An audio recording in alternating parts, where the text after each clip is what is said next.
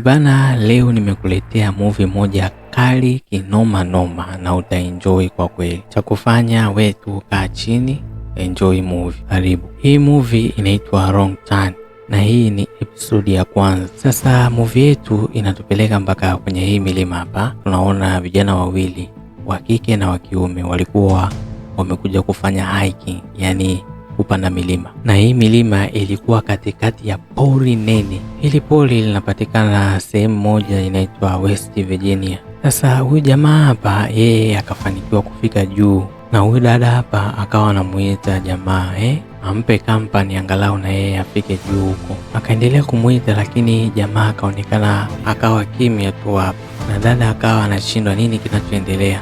Baada ya hapo dada akawa anashangaa tena, mara damu inamdondokia kwenye mashavu yake. Alafu ghafla akamwona jamani kama anatupwa chini kutoka juu ya mlima, akaogopa kweli kweli. Alafu ile kamba yake sasa aliyokuwa amejishikilia ikaanza kuvutwa juu, akaona kuliko angojea avutwe mpaka huko juu ni bora aikate kamba yake tu chini, hata akianguka yepo watu. Sasa akiwa amejishikilia hapa, akaona kuna kamba nyingine hapa, kwa hiyo akaamua kurukia ile kamba, lakini kwa bahati mbaya akashindwa kuifikia na akaanguka mpaka chini. Yani ili amefika tu chini, wale waliokuwa wanamvuta wakamfuata, yani wanamtaka na yeye. Na hapo dada akaangalia jamaa yake tayari alikuwa tayari ameshakata moto. Kwa hiyo dada hapa akachukua jukumu la kurudi mpaka kule ambapo waliacha gari yao kipindi wanakuja. Dada akafanikiwa kufika mpaka barabarani na gari lao akaliona, lakini kwa bahati mbaya hawa watu tayari walikuwa wameshamtegea mtego kwa mbele. Kwa hivyo walipofika tu wakajikwaa na kuanguka chini.